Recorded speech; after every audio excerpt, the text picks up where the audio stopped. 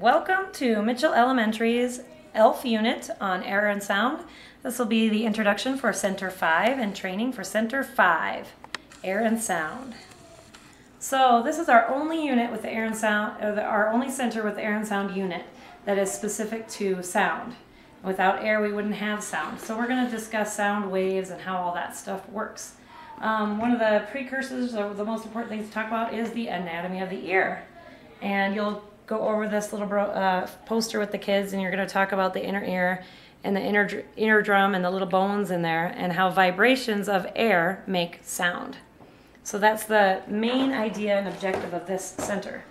So as always, we have our outline taped here to the top of our bin, and there are 2 exercises to do with this unit, and there's a couple games at the end.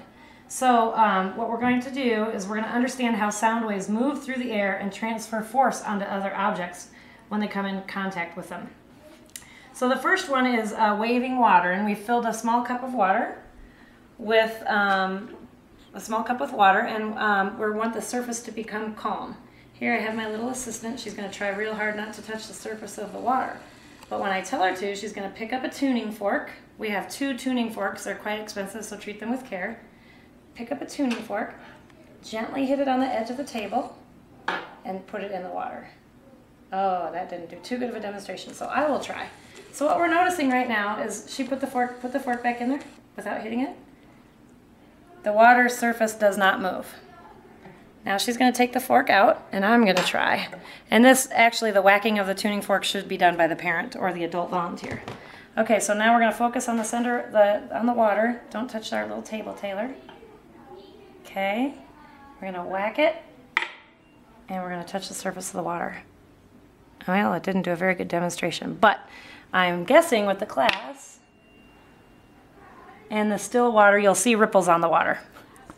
So you'll whack the tuning fork and place it in the water. You'll do a plain tuning fork first. You see nothing happens, and once you give it a good whack, it will... There it went. Did you see that? Let's try it again where you can see it. Okay, you got to give it a pretty good whack. Watch the surface of the water. There, did you see it splashed out? Fascinating. So that just shows the violent reaction of the sound waves with the water.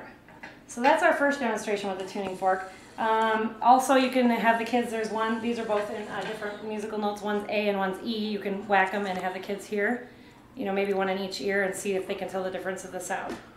The next thing that we're going to talk about so that they can visualize these sound waves moving through the air is we have a little sewing kit here. There's needles on this little thing here that says needles. Fancy, fancy. And there's thread in there. Oh, okay. So you're going to take out a needle. Easy for me to say. Ouch. Oh dear. I guess I should have tested my equipment before I started. Okay, there we go. Now we can see how fast I can thread a needle. Well, that's not so good. I had it all threaded and ready to go. Bear with me, people. Here we go. We're going to thread the needle. What we're going to do after that is we're going to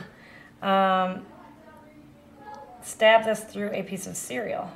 And then we're going to whack that tuning fork and press the cereal through between the tines and see what happens.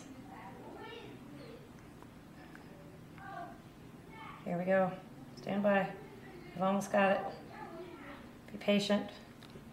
Okay. Whew. Okay, no pressure, no pressure. Okay, so now we have a thread and a needle, and now we have Rice Krispies.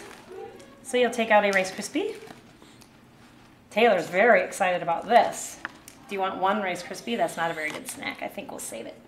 Okay, and we're going to take 1 Rice Krispie, puncture it. Ouch! Pass the needle through, and we want it suspended on the string. So we're going to suspend it on the string, la-di-da. Take our needle very carefully, put it back in there. Now you might not have to do this for every single class. I mean every single rotation.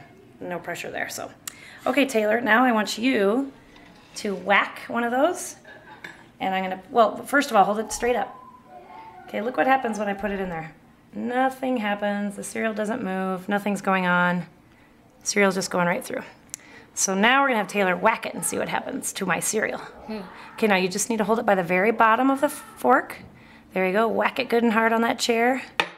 And then I'm going to pass the cereal through. You hold still. Oh! You can't really see it, but you can hear it. It's buzzing like a bug in the light. The cereal is bouncing around like crazy. So we'll do it one more time and see if we can catch it on film. Okay, ready? Now you just hold still. I'll move to you, okay? So whack it and then hold still. Oh, you didn't whack it. Good. Try it again. Okay, try it.